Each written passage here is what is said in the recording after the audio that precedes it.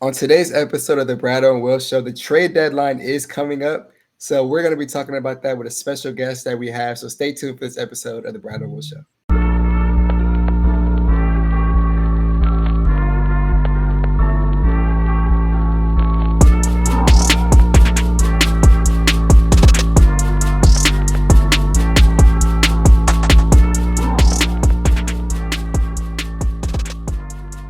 All right, and welcome back to the episode of the Bradeaux and Will Show. We got a very special guest with us today. The same guest. I think this is about your fourth, maybe fifth time being on the show. Is honestly, you might hold the record for the most appearances on the show. You might just have it. You might just have it. It might be you or Kelly Eco. I'm not gonna lie to you. So for fourth, fifth, sixth time, however many times, we got JDubb back in the building. I guess you're not on Twitter as much these days, so I'll plug the playback. That's probably where you can catch JDubb these days. The playback, Houston live room. JDubb, how you feeling today? Man, I'm feeling good. It's one of my favorite times of the year. I'm a really big trade deadline guy. It's kind of like Christmas and February for me. So pretty excited. I need that excitement considering what's going on with our team at the moment. But yeah, I'm happy nonetheless. Yeah. So we got a couple topics to talk about with the Rockets and the trade deadline. The first we can talk about honestly is the Rockets made a trade this morning. Not the trade that I think a lot of people were expecting the Rockets to make, but they made a trade nonetheless. The Rockets traded we traded nothing in exchange for Jaden Springer and a 2030 second round pick. I believe they said we exchanged like projected second round picks on the back end, but like that doesn't really matter here. The important part was that the Rockets did trade or receive Jaden Springer, the 2030 second round pick. And then I do have Jaden Springer's numbers pulled up right here. They're not that good, so I guess we can break that down in a second. This season, he's averaging under 2 points per game, not even a full rebound, not even half assists, but half a steal. He's only playing 5 minutes per night with the Celtics, and then he's shooting 35, 32, 71 splits, 52 true shooting. And his career stats aren't much better than that anyway. So my quick like 2 cents on the deal, it was not made for Jaden Springer. He was somebody who was pretty highly touted coming out of that 2021 draft. I remember scouting him, and people were really high on Jaden Springer. I remember, I don't know if you remember, Itamar was like stupid high on Jaden Springer at that point in time. So I remember the conversation about him, but he got drafted, I believe it was to Philadelphia, and has not done much of anything since. He did have a really impressive game, I believe it was last week against the Clippers with the Celtics, where his defense, no exaggeration, won them the game. So he did have a very, obviously the best night of his career then, and he showed his value defensively that night. But the fact that he really can't shoot is a huge problem, especially on this team. But I don't think the Rockets made the trade for him anyway. So I think the trade was just simply to add more picks to their stockpile of assets, and they got a 2030 second round pick for taking on a reclamation project maybe. And even if he's not, like, who cares, because you got a second round pick out of it. You add more to that. We traded a lot of the second round picks last season in like the KPJ dump trade. We got Steven Adams, stuff like that took second round picks from us. So being able to replenish the asset vault, I think it's always a good move. And honestly, like when you have a roster spot available, you have salary to spend like this. I think that's what smart GMs do. So I'm not going to give it like A+ home run trade deal, but I do think that it was a good move. And I think both teams, both the Rockets and the Celtics, all got happy from this deal. But JDubb, what do you think about the trade?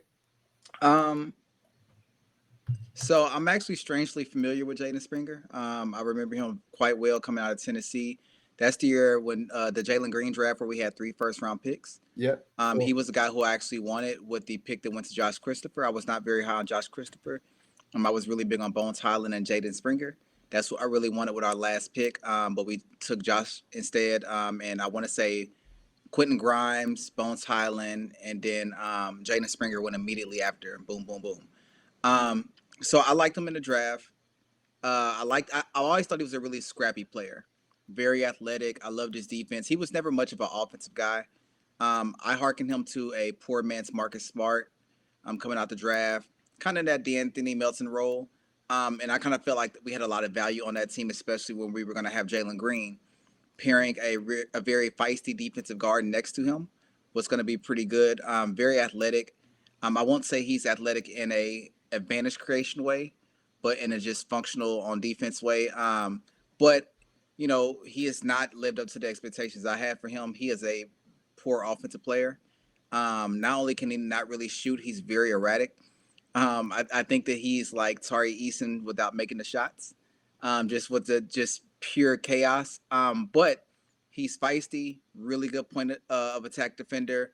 I watch a lot of Boston. I think that he probably maybe started pushing Drew Holiday for the best POA defender behind Derek White. So on this particular team, I don't really see how he fits.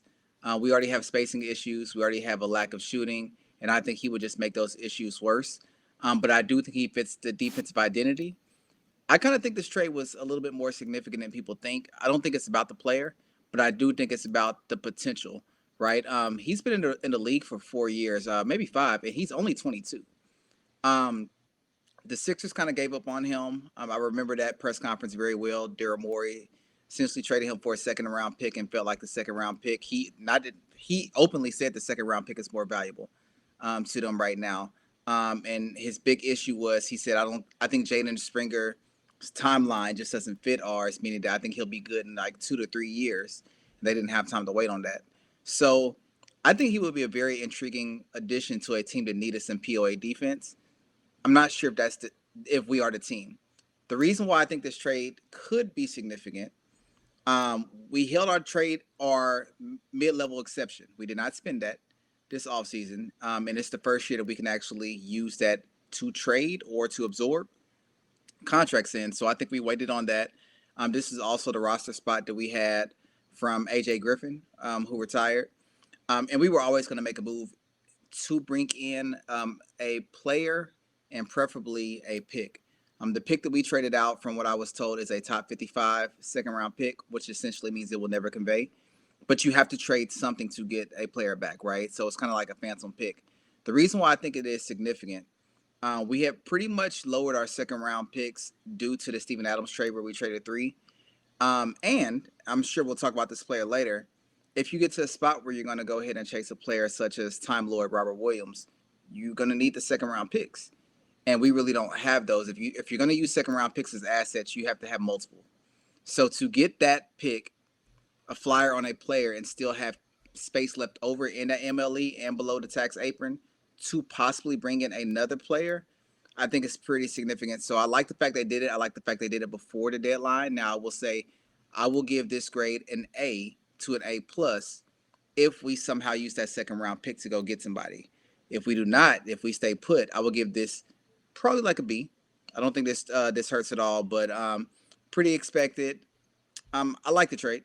Again, it's not earth shattering, but everything's not going to be a home run. Sometimes you got to bunt, and sometimes you got to get singles.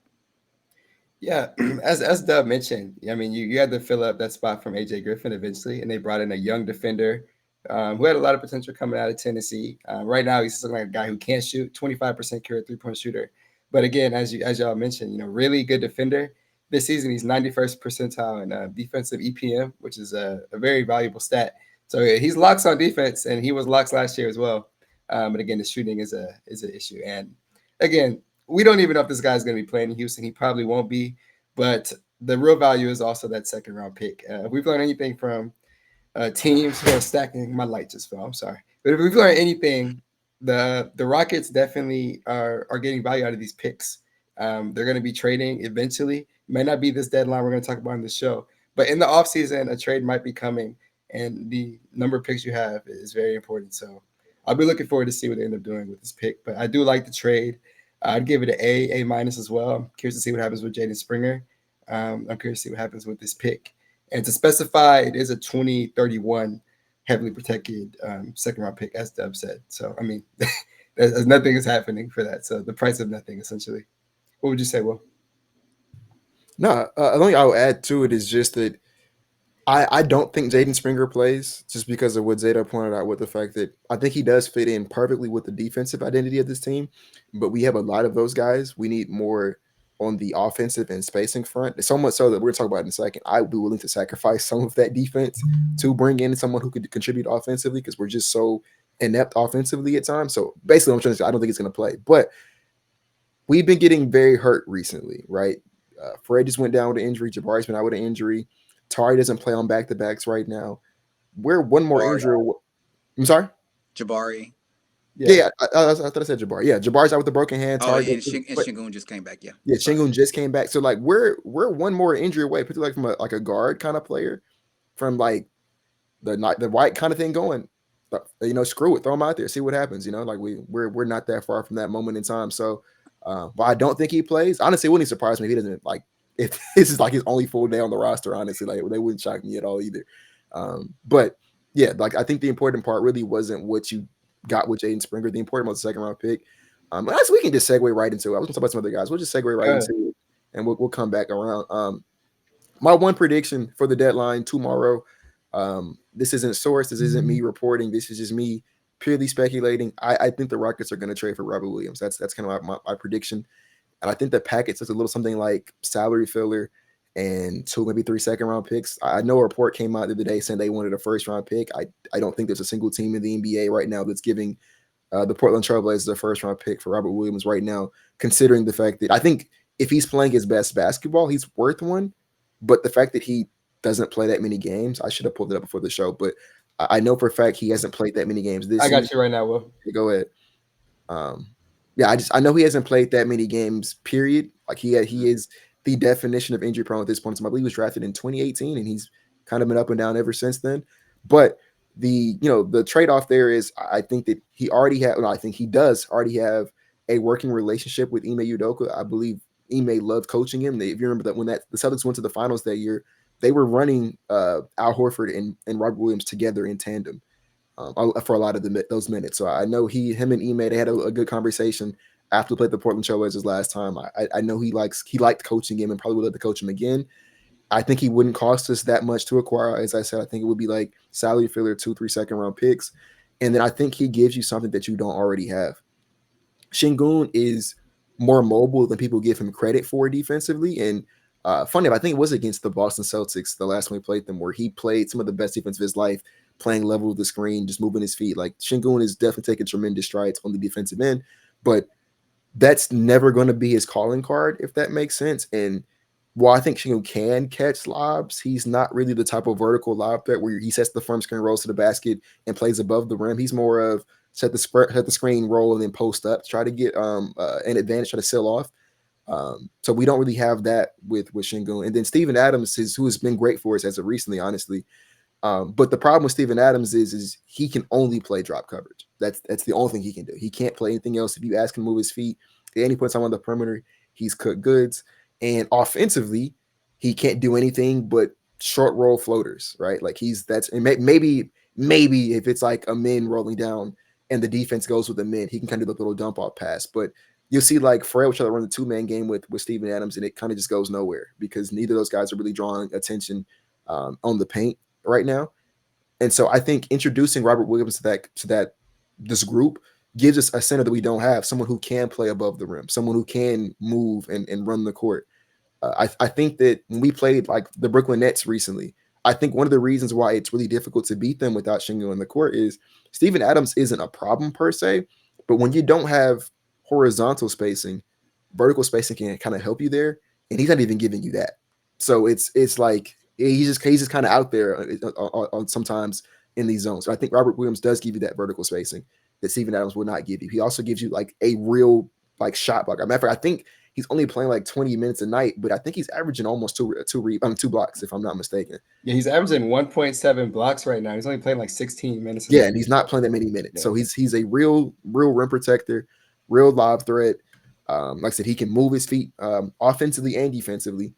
And he already has the connection with Ime. I think that trade makes the most sense. I think that's the trade they're going to do tomorrow. And I think that maybe this Jaden Springer trade was kind of like the alley-oop to kind of bring that one home. So I'll let my play in there. What you think, JDubb? So my prediction is that we make one more trade. It's hard to call who that is. I would say if I had to bet money on it, I would go Robert Williams as well. I think in the vacuum, I would like the trade. So a couple of things. One thing we didn't talk about on a Jaden Springer trade is that gives us another $4 million in aggregate salary to trade, right? Since he was a solo trade, since he did not come in with other players, we can immediately trade him and we can also aggregate him. So considering how banged up we've been, I'll give you an example. This would allow you to keep Jayshawn Tate and trade Springer instead, right? As opposed to when you were thinking about aggregating all these salaries. So I think that would be something that's good. But as far as Robert Williams, in a vacuum, I would like to trade. I think he's a very talented center. One thing that Ime really used to his advantage in Boston was optionality. He always had two to three different kinds of centers, right? You think back to Robert Williams, and then you think back to Al Horford, and he normally had a third center. Um, that would help. And no Shingun person freak out about this. It just gives us another more mobile, slightly switchable, and lob threat center, as Will said, right? A guy who knows Ime's defensive scheme, who can communicate, and who really won't get lost. And I think that helps out. Um, I think he's on a pretty good salary, and I think he would fit in seamlessly as far as the culture, the chemistry. Outside of the vacuum, I would be disappointed if that's the only trade we make. I think our I think we have real offensive issues. I think we have more offensive issues than I think most Rockets fans believe. I'm willing to put this on wax. I really have concerns about how we look in the playoffs. You've kind of seen us struggle without Fred with the offense, and sometimes even with Fred, right? I think we're very reliant on bad shooters making shots. We're very reliant on Jalen having a hot streak. We're very reliant on scrappiness leading to offense. And I don't know if that's sustainable. And you can already see when we have one or two offensive players out or struggling, our offense is terrible. Even in good games, you see it go down in the stretch. I don't think Robert Williams helps that much. I do think that he brings the lob perspective, which is good, right? I think that will fit very well with the person with vision like Amen. We've seen Jalen slowly start to look at sort of lobs, and Fred, who I criticize for not being able to throw lobs, has actually thrown a couple of really good lobs. Now, we've also had some very terrible, disgusting lobs lately. I won't even have to name them, right? But I think he helps in that aspect. But I also think he's a person who, at this point, you cannot rely on to be healthy. Um, and he really does nothing about spacing. So I would be happy about it. But if that's all we did, it would leave a little bit to be desired. I think that the Rockets should really be looking at shooters. Um, my top goals for the trade deadline is either shooting to improve the spacing a little bit, or somebody who can actually dribble and perhaps play make and create some sort of advantage. And I don't think Robert Williams is that guy. But like you said, that's probably the most likely thing. I think it's no secret that they're having some conversations. I think Robert Williams would like to come here. And it seems pretty likely, barring a team like the Lakers swooping in who need a center really bad. I think the other team that was looking at a center were the Kings, and they got Valanciunas today. So that takes them out that sweepstakes. So, yeah, that's the most likely trade. I don't think that would excite me, but it's better than nothing.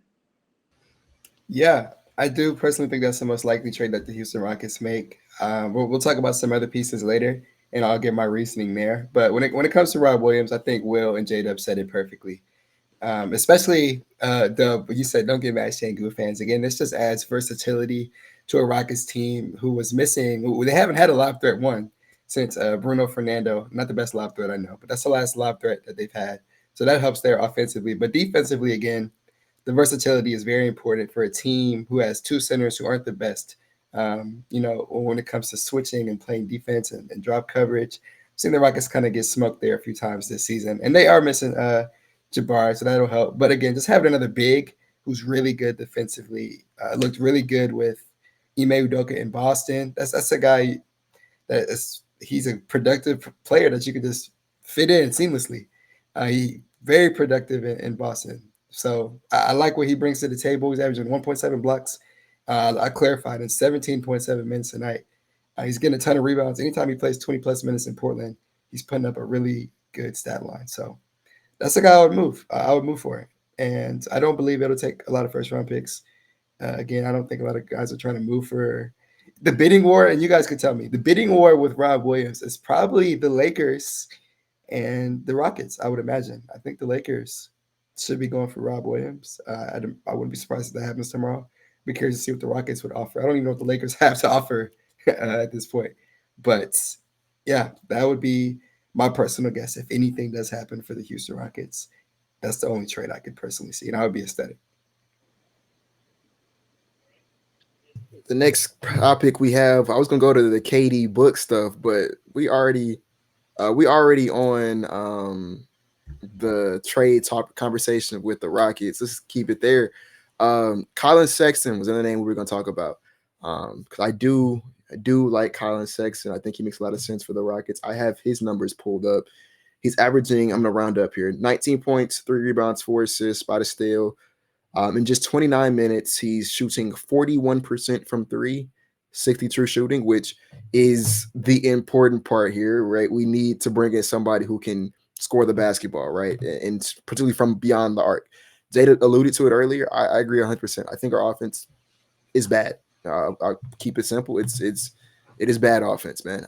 And I know people sit there and will blame Ime Udoka for it.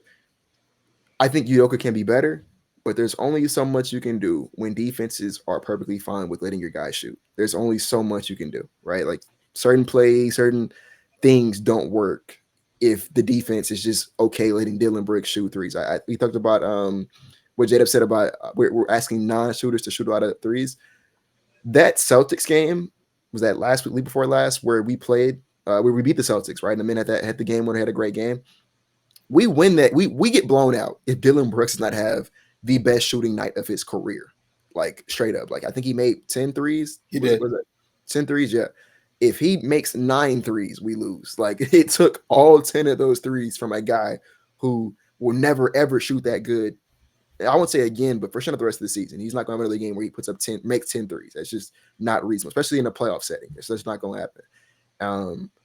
And like that's kind of what the Rockets offense is. We have to ask guys who are not consistent shooters to shoot to save us. Otherwise, our offense just completely falls apart. And I think introducing a guy like Colin Sexton into the mix gives you someone who can actually put the ball in the basket from beyond the line. He can do it honestly from all 3 levels, but his specialty is, of course, from beyond the arc. And I think that he's good enough to be both a starting caliber guy and a bench player for you, which is huge because our backcourt is streaky. I'll put it like that. Like Fred VanVleet and Jalen Green both have had some really high moments this year. They've also had their fair share of very, very low moments. And you kind of don't know what you're going to get from those two when you go into a game, especially in a playoff setting where they're going to be asked to step up a bit more. And so bringing in somebody like Colin Sexton who can kind of be insurance. Let's say that, for example, Fred VanVleet has an off game and he's not making shots, he's getting killed on defense. It's just kind of like, what is he doing out there? You can afford to kind of reel his minutes in and give Colin Sexton some more minutes. And I think that Colin is versatile enough to play the 1 or the 2, so you can play him next to Jalen Green, or you can play next to Fred if you need to. Just kind of depends on the matchup for that particular night.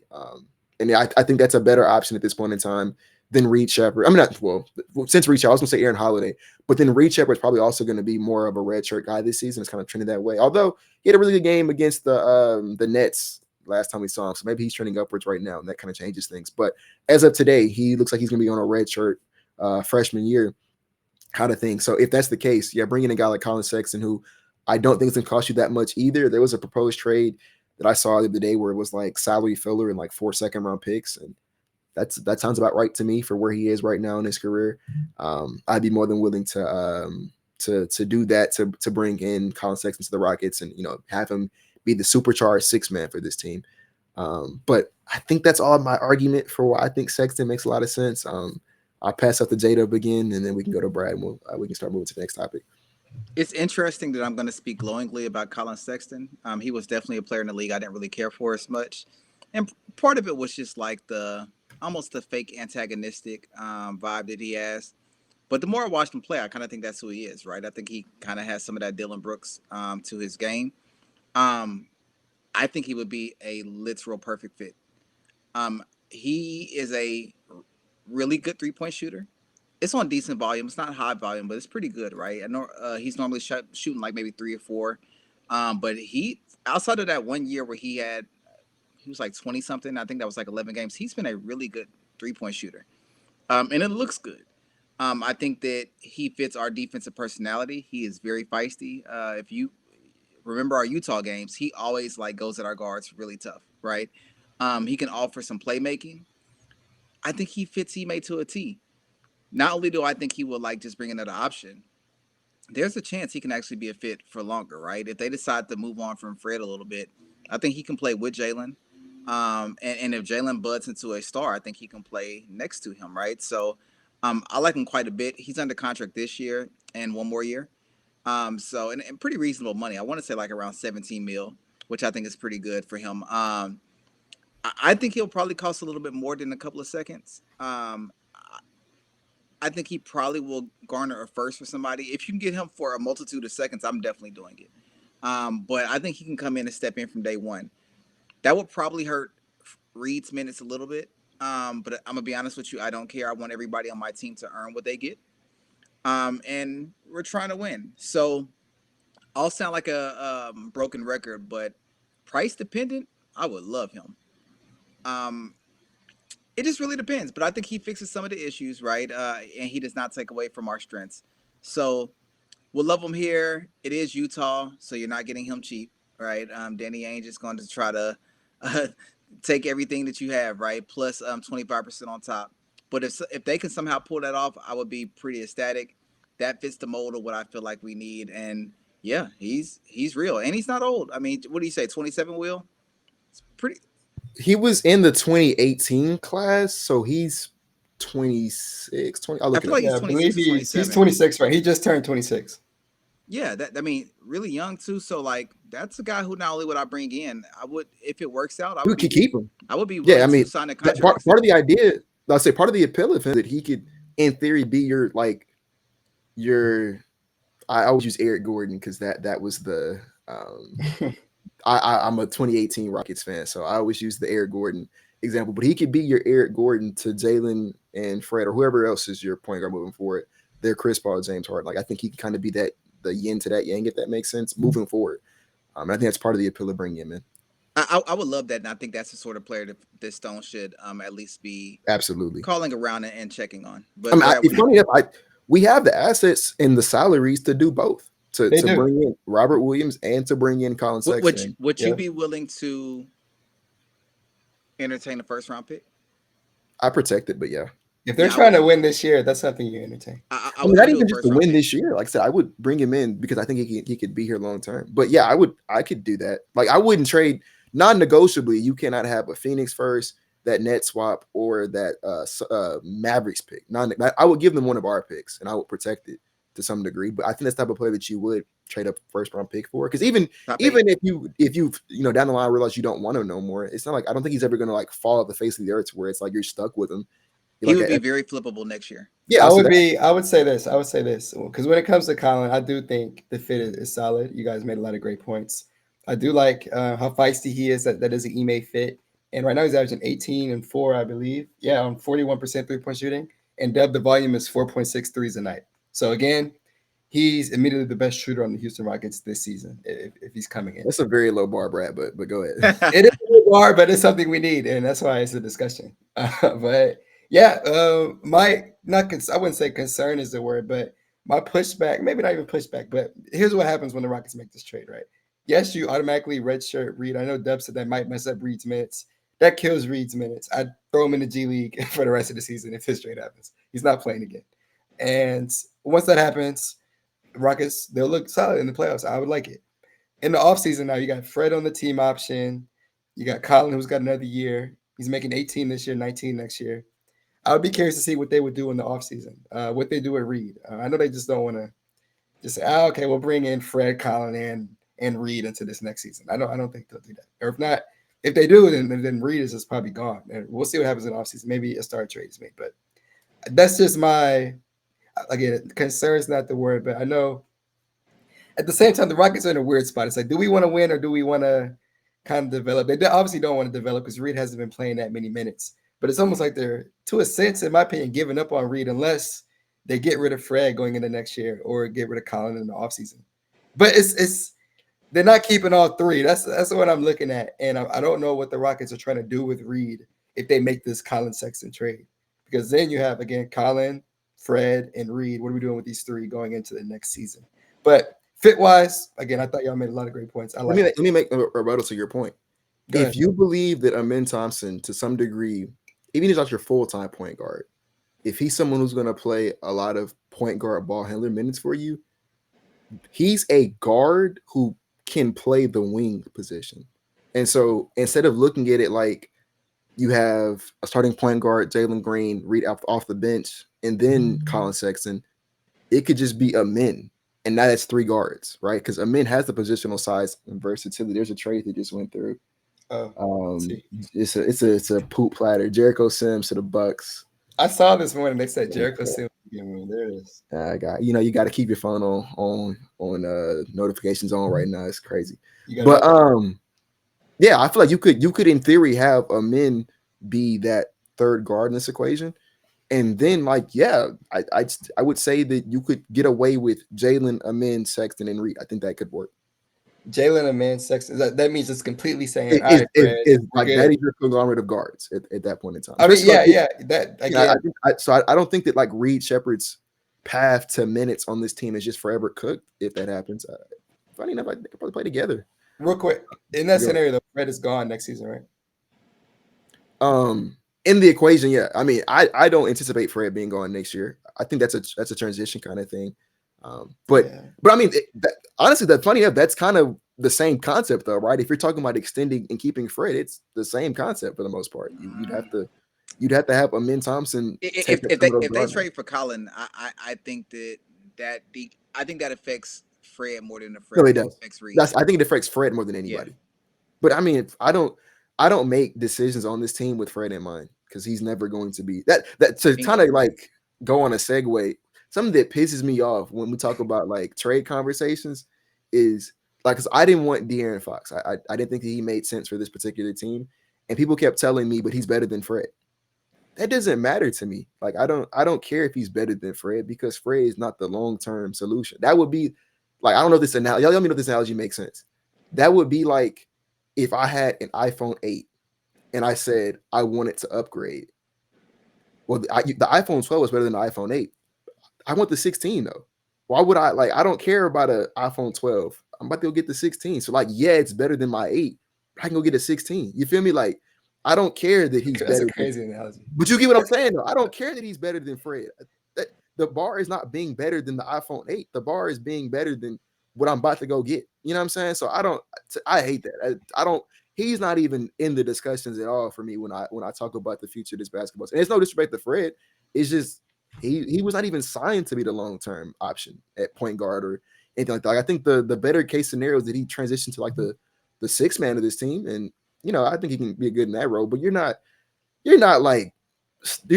making a trade for 6th man of the year, Fred VanVleet. You're not doing that. So yeah, in that analogy, was Fred VanVleet the iPhone 8? He's the 8, yes. And Sexton was the 12? No, Sexton's not. Not Sexton, but Fox was the 12. Fox I got you. 12, I got you.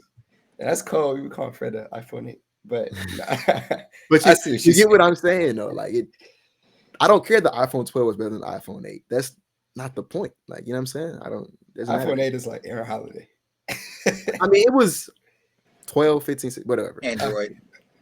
I'm messing with you. I see what you're saying. You get my analogy though. But yeah, we can. This is why I'm saying like so we can move to the next topics. Yeah. Another trade piece we had in. We're going to talk about, I guess, last two, Booker and KD. Eventually, I'll start off with the KD noise. Right. Looks like Phoenix was looking to get off of KD. As of today, KD to Golden State was a thing, but you know that KD and Draymond drama, so that's not happening. And then we just had Jimmy Butler get traded to Golden State today. So again, KD is going to be staying in Phoenix. Most likely, we'll see what happens tomorrow, but most likely staying. And I personally believe that he's going to be gone in the offseason, regardless of what happens. Well, when I say that, I'm assuming they flame out in the first round if they even make the playoffs. In that scenario, a KD trade is inevitable, and I know you guys wanted to probably talk about what KD looks like on the Houston Rockets and what that would look like. I'll let y'all start that off. I kind of just wanted to explain it. Let's go to Dubb. What you thinking about KD?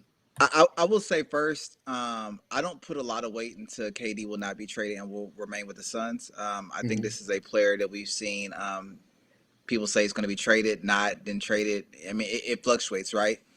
It really depends on what's happening internally on that team. If KD did not know or did not want to be made available and they made him available, I think KD's the sort of person who will get upset about that. And you don't know the conversations. He may have actually started buying into the idea of being moved, right? But, just not being moved to a certain spot. I don't think he ever wanted to go back to Golden State.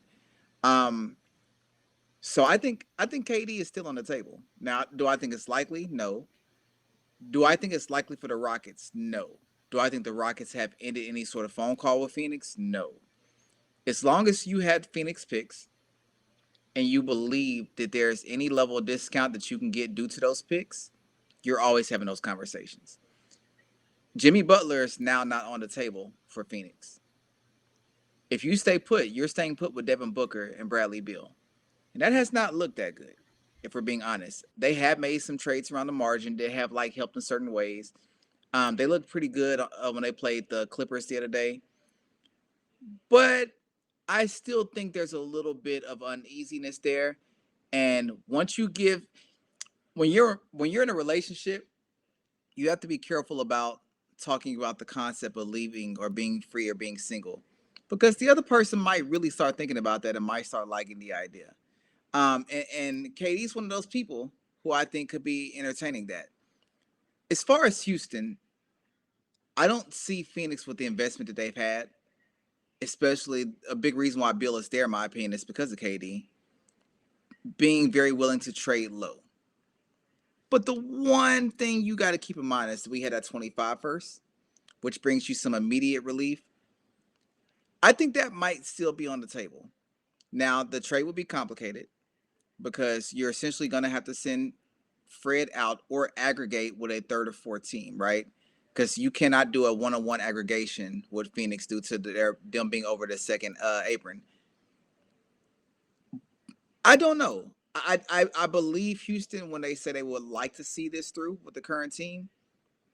But I also think that Rafael Stone's a very smart guy. And I think that we have contracts on this team that were signed for a reason. I think that Aaron Holiday got the size of contract that he got for a reason. I think Jock Londale, who arguably is the worst player in the league, in my opinion, at this point, has that contract for a reason. Sorry, Jock, if you're listening. Just play better. Jeff Green's contract expires. Now, Aaron Holiday has a team option next year, but that expires. Jae'Sean Tate expires. Jaden Springer is going to be restricted, but he expires. There's a lot of contracts on here that are pretty tradable. And I think that he kept all those contracts for a reason. And I think a part of that reason was the possibility of Phoenix. I think there's a non-0% chance that he comes to Houston, but I would put that percentage under 20%. Especially because I'm not sure if he actually wants to come here. And I think at this point with KD, if I'm correct, he's 36, going to turn 37? 36, yep. Yeah, I don't think that he goes anywhere he does not want to go at this point. So as far as the fit, it's a perfect fit. I think that he is the easiest to integrate star that I've ever seen. He can pretty much do a lot of different things. He's very versatile, and I don't think he comes to a team looking to obstruct. I think he fits on this team from day one. Now, that may come at the cost of certain other players, right? I think that him on this team makes Jabari's fit a little bit weird now, right? I think they play literally the same exact position, and one of them is clearly better than the other. That's no offense. I'm wearing your jersey, Jabari. But he fits, and he makes us better. Now, what do you give up to get him? That's different. And now what are you doing with that window? I'm not sure. I would not say no to a KD deal depending on the price, but super price dependent. I'm not really too into giving up much of the core or a lot of picks for him. So the fit will work. Our offense instantly improves. We have a guy who actually can dribble to a level, who can shoot, even though the rim pressure isn't as good. I think that he commands a lot of attention, a lot of spacing. I think he actually fits in with the defense. I think he's a better defender than a lot of people think. And when he does not want to defend because we are having to have him carry the offensive load, we have the sort of guys who can take a lot of the load off around him. So I think he makes Şengün better. I think he makes Jalen better. I would like him on this team. I'm just not sure what I'm willing to pay for it. But yeah, I don't think that, I don't care what the reports are. I don't care what Sham or whoever said. I don't think that KD's off the table. What do you think, Will? I don't think he gets traded tomorrow. I think he remains in Phoenix because I've been talking about this a lot lately. I just can't rationalize unless it's to Houston, and I'm gonna be real, unless it's for both of those, the 27 and 29 picks. I really can't rationalize what trading KD does for you right now. Unless, like I said, unless it's trading him to Houston for 27, 29. Because what I can't do is I can't fold my franchise without those two picks. 25 pick that would be cool to have, but you're not going to tank this year. So like, I don't really, you don't, if I'm the GM, I don't need that one. I need 27 and 29 before I hit the reset button. And yeah, so I'm not trading KD without that. And I don't think if I'm Houston, I don't want to give up 27 and 29 for Kevin Durant because he's going to be 37 next season. He's already pretty injury prone. And we might be a bit further away from winning a championship than people would like us to be because we are still young. And I mean, the reality is you typically don't win championships with 22, 23-year-olds, right? That's just not usually how this works. So those factors in mind, I don't think that even though KD might be worth that, I don't think he's worth that for the Rockets, if that makes sense. So I don't think they trade KD tomorrow. I just in my head I can't rationalize what that does for them. If I'm the general manager in Phoenix, I'm just going to see the rest of the season through. I'm going to make as many marginal moves as I can to make this roster as best as possible around Book, Bill, and KD, and then I will evaluate. The line right got traded too. I'll evaluate what moves I need to make afterwards in the offseason, whether that's trying to find another person or piece to come in with this team, or if it's like, all right, it's time to fold it, which I think it's gonna be the latter. I think it's gonna be time to fold it this summer. But I don't do that. I don't do that at the trade deadline because I don't think they're looking to trade Book. I don't think it makes sense to trade KD, but then not trade Book unless it's to Houston for 27 and 29. In which case, like I said, I don't want to do that. So I'm not going to reiterate a lot of the points JDubb made though, because I agree with a lot of them. I do think that he is the perfect fit. I'll take a step further than what you said, JDubb. I think he's the most scalable and portable superstar ever, and I don't know if we'll ever see another superstar as portable or scalable as Kevin Durant is. Because you can plug him and put him in any situation, and he's going to find a way to be impactful and uplift the entire team. So adding him on this team, I do think takes away some minutes from guys. So we think like Jabari, for example, I think it's somebody whose minutes will start seeing. If he's not even traded for KD, I think that's a real possibility here. Is that if we bring KD in, it's at the expense of Jabari Smith Jr. But I think if he does stay, I think Jabari plays a lot less because he plays the same position than KD or as KD. But KD does make Şengün better. Absolutely. Şengün is not getting double, triple teamed as much because there's a guy out there who defenses are deathly afraid of. He makes Jalen better. He makes the men better. He makes the whole team better.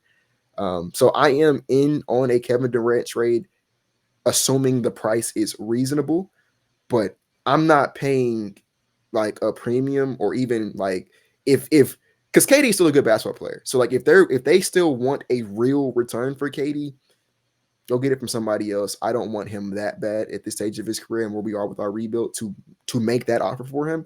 But if it is at somewhat of a discount and I get to keep one of the 27, 29 picks, yeah, I'd do it. I'd be willing to make that move. I would much rather, honestly, I'd rather wait for both Book and KD to make a decision on both those guys. I would much rather that decision come in the offseason anyways, because then you would have had not just the full season, but then the playoff run to determine what you need and what needs to be brought into this team. And I do think that for a lot of the young guys on this team, that will have been enough time for us to determine what they are. Like, you don't get a million years as a young player, right? Like, some of these guys are going to be in year 5 next year. And, unfortunately, you kind of you stop being considered a young player year 5, year 6, right? Like, no one was looking at Jason Tatum a couple years ago and saying he's still a young player. You at that point in time, you kind of more or less are what you are. And so I think we'll know what we have. We'll have a good idea of what we have at that point in time and what we need. And I think we can make a more informed decision on what to bring in the summer. And I think that also line up with Phoenix should they blow it up, which I think they should. Not just saying that because I own their pick. I think that's the best course of action for them. And if I'm Phoenix, like I said, I don't think KD is worth 27 and 29. I'm hoping that Houston wants Devin Booker. That's what I'm praying to God that we want Devin Booker and that we'll be able to give him back their future for Book. But I'll end my plan by saying this, and that's kind of my spill on Book as well. I would be all in on Book, full price, all that considered. If we go through the rest of the season and determine that's what we need, I would love to trade for Devin Booker. I think the Rockets kind of feel the same way.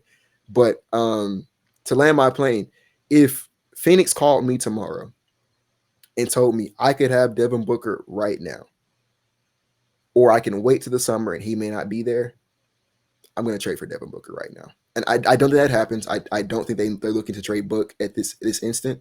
But if, hypothetically speaking, that did happen, I would roll the dice and I would go ahead and get a really good player right now, as opposed to risking that he's not going to be available for us in the summer. I would do that. I'll say this. I'll get to Devin Booker later because I don't see any other team swooping in for him just because we have their picks. But I agree a lot with what Will said. I personally would like to wait until the summer for a move to be made. You could probably bid for both of those guys at that point. I don't think Kevin Durant gets dealt. When it comes to KD, and I said this at the start of the season, when this news first broke last season, actually in the offseason, right? My thing was the Rockets aren't close to contention. They don't need a guy like Kevin Durant who wants to win championships, and the Rockets just aren't there. Fast forward to now, this is a really good Rockets team. I know they're on a 4-game skid. Disregarding that, when this team is fully healthy, they're a very solid basketball team. They were the number 3 team in the NBA for a reason. They're at that contention point, but when you get to the playoffs again, experience does matter. So I am kind of capping them at like the second round, depending on who they play. Maybe Western Conference, we'll see. So when it comes to Kevin Durant, it becomes an interesting conversation. With me saying I don't think they'll make the trade at the deadline, let's talk about the offseason. I look at the Boston Celtics. They brought in a guy like Kyrie, and they were able to keep their core guys together, and Kyrie left and whatever. You can bring in those stars, and if it doesn't work out, then cool. But the main thing with this Houston Rockets team is keeping the main assets. That's your primary young core members. You don't want to get off of them too soon. And your primary picks. That's that Mavs pick in 2029 and those Phoenix picks. If you're able to get KD in the summer without giving up, again, you're going to have to give up some young guys, but the Rockets have 7, right? And there's 3 or 4 who definitely need to stick. If you can get rid of maybe 1 pick, maybe 2, and just 1 young core player for 1 year of KD, I think that lessens his price if he's just on a 1-year deal. That's something I would be interested in because at that point, the Rockets are contenders going into next year with the Kevin Durant. Yeah, I'd be with that. And that's only a conversation, too. Jalen Green is a talking point. I don't like the fit with Jalen Green and Devin Booker on the same team. I'm assuming Will's talking about a Jalen-Devin swap when he's talking about full price. Real quick, I'll continue. Y'all just yes or no? Do y'all like Jalen and Devin on the same team? Yes. You do. Okay. Do you, Will? I need to think about it, but I wouldn't be opposed to it. I don't think he does any worse than Fred does at point guard at this point in time. So, yeah, okay. It's not ideal, but I've seen a bunch of people saying it's not ideal. They don't like it. I look more into it. It's not my first thought at the moment. But again, Phoenix is going to be hell bent on keeping Devin Booker. KD is going to be a different story. I would not be opposed to that trade in the offseason. I would actually love it. Immediate contenders. You're going to get this team really good playoff experience. If it doesn't work out, cool. Again, just don't give up the main pieces of the young core, and you don't want to give up those main picks because that's going to have value for a long time, and that's going to keep the Rockets ahead. So that's my personal thought on this entire thing. It really will come down to what Jalen Green and how he ends the season. I like what I've seen from him so far. It's a full season sample. I want to see how he looks in the playoffs. But if he's looking very good, that's not a guy I want to get rid of in the offseason, and I'm not moving him for Devin Booker if he's playing extremely hot basketball. So I would like to add one more thing on the KD thing. Go ahead. Will has stated that he doesn't see how it would make sense. I don't see how it makes sense to not move KD. Let me explain. When you say, real quick, before you go, I said at the deadline. The summer, it makes sense. I'm talking about the deadline. Yeah, I don't think it makes sense to move at the deadline. Yeah, let me explain why. Go ahead. KD is 36 going on 37. This offseason, he will be 37 going on 38. KD is under contract this year and next year. Right. This offseason, he's under contract for only 1 more year. They're currently the 9th seed. The teams immediately behind them are Golden State, who just added Jimmy Butler. Dallas, even though they lost Luka, they did just add Anthony Davis. Dallas has only been that bad because Luka missed like half the season. Correct. So and Anthony Davis plays. Anthony Davis is playing. Yeah, like that. San Antonio just added De'Aaron Fox. Yeah. I think it's in all likelihood at least 1 or 2 of those teams pass Phoenix. Why does that matter? I'm going to quickly read off the luxury tax bills on all the teams who are in the luxury tax. New Orleans, $2.1 million. Cleveland, $2.9. Dallas, $6.4. Prior to this trade, the Warriors, $15.2. Nuggets, $20.4. Miami 23.8, the Knicks 36.5, the Bucks 43 million, the Lakers 50 million, the Celtics 65 million. The second highest is the Timberwolves at 84 million. The highest tax bill in the league is Phoenix with $164 million tax bill. It's a double the next highest. That it is double the next highest for a team that probably isn't going to make the play-in at this point. Somebody And said if there was a third apron, Phoenix would be in it. It would be Phoenix. It might have been Dub that said that. So now think about this. This is an insanely high tax bill for a team that won't even make the play-in. They don't have any significant salary coming off this offseason, which means you'll be a tax team again, and there's really not much of a way to avoid it. For a team that's only getting older, right? I think that there's every reason to trade Kevin Durant now. And even if that means you're taking 80 cents on the dollar, I think that there was logic in why they made him available.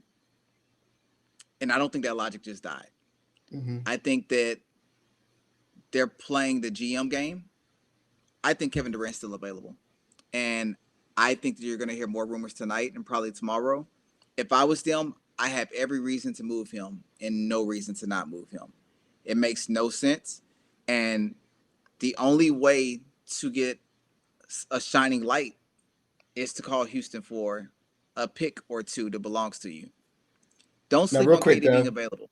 Mm-hmm. Real quick, what pick if you're Phoenix, right? And it's like, okay, yeah, we're about to drop in the standings. If you're Houston, right, you just give them that 2025 pick and be like, cool, y'all had this. If I'm Phoenix, I'm asking for 27. They want more than that. They want more than 2025. Yeah, if I'm Phoenix, I'm asking for 27. That's where the more valuable one to them. I think I settle on 25. Because I might give them both. Because 20. If they trade KD, 25 gonna be nice. I don't know. If they play in, that is a Cooper Flag sweepstake pick. Yeah, I don't know. Your tax class is really nice. Bad, but I would like to get in that Cooper Flag sweepstakes. So now you have Cooper Flag, and I don't know if I would if I want KD. I don't know if I'm letting 25 stop me from getting him, but I think I would try very hard to keep that pick. I'm willing to bet money that there are still some sort of Phoenix and Houston calls. Let me tell you why I disagree, though. Right? Why I disagree is I think that they have already invested way too much money, way too much assets into this team to not even see the return on that investment. Right? Like, I think it was last week. I could be wrong if it was last week, but it was very recently. They traded away their 2031 first to Utah to break that up into 3 other picks that aren't obviously as good or as valuable as that 2031 pick, but they broke it up because it gives them more tradable assets. You don't do that move if you're not trying to go for it, right? The idea behind that was to, all right, I'm going to break this pick up, give myself some more wiggle room to make some more trades with. And I would maybe the Suns front office is just stupid, which is definitely possible.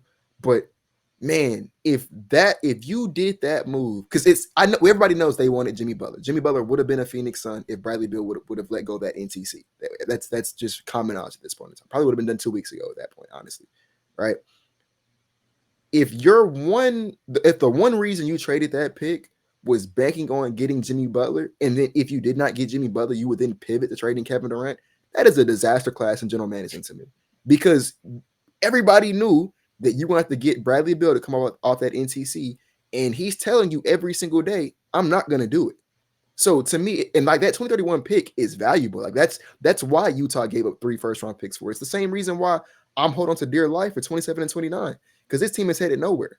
And when it's headed nowhere, like picks in the future, when they're going to need it, is valuable. Now you have another pick that belongs to another team that you would have to try to go find a way to get back if you want to rebuild, down the line.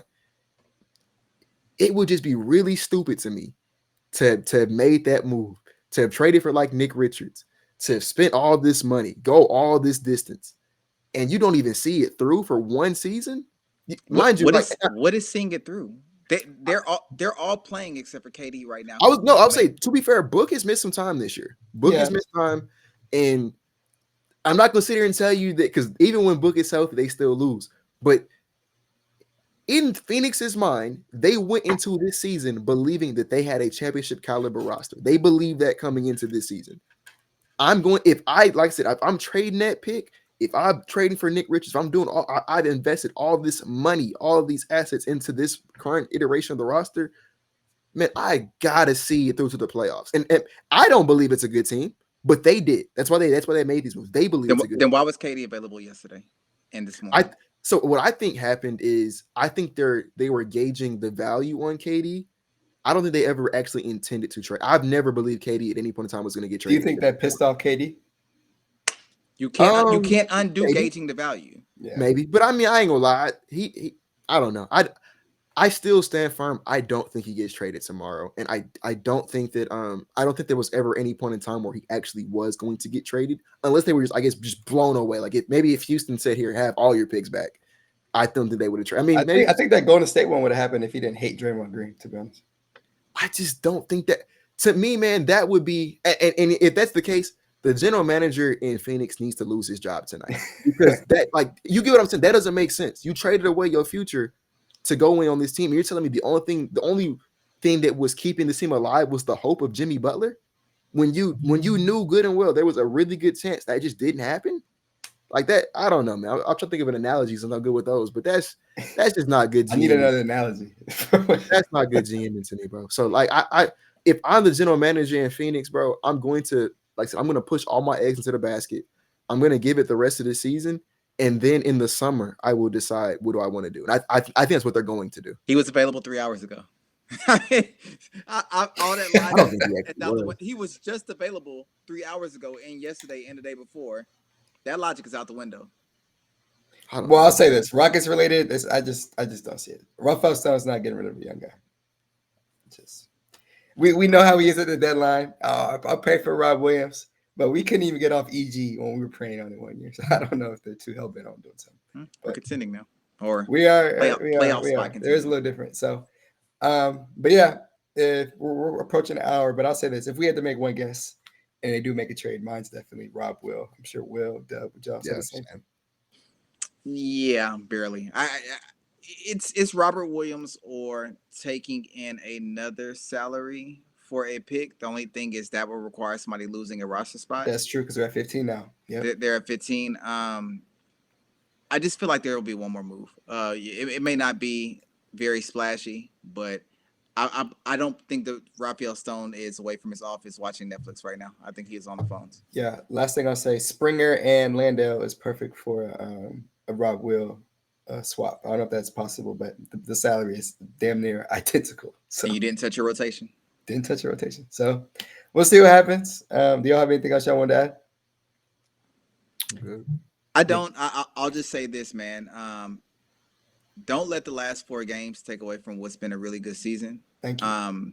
You're going to lose at some point. It has not been the best way, but we're losing while we're not healthy. Although yesterday's game was very demoralizing, we're still much better than we thought we would be. And that team that you fell in love with a week, 2 weeks, 3 weeks ago, they're still here. See it through. This team is still going to improve. I know right now trading and trade deadlines is very exciting. There's no reason to get down if we don't make a move. If the Rockets keep the goal that they had, that this was a season that they were going to see through and use for experience, then not making a move makes sense. What I would do and what they should do are 2 different things. Enjoy the deadline. I know it's hard to see past your own team, but enjoy the deadline. And no matter if we make 2, 3, 4 trades or nothing, stay on board, man. We're going to bounce back. It's going to be a really good season. Keep on tuning in to Brad and Will show. Very proud of y'all. I hate that your Rockets night didn't turn out well. Awful. But loved it, man. And I think y'all doing great content. It's been a pleasure watching you all grow individually and together. So let's keep on doing this. I appreciate you for those flowers. And as always, we enjoyed having you on the show. We enjoy kicking with you on the playback every single day. So if y'all aren't watching Rockets games on playback, I won't say you're missing out, because Craig and Ryan are very fun. But it is a fun experience. It's an alternative way to watch Houston Rockets basketball. So I would definitely advise it. So yeah, it was a fun episode. Depending on what happens tomorrow, I'm sure Will and I will come back in here. If not, we'll be back soon. But again, Dubb, it was great to have you. And Will, if you had nothing else to say, and that was another episode of the Brad and Will Show. We'll see you guys soon.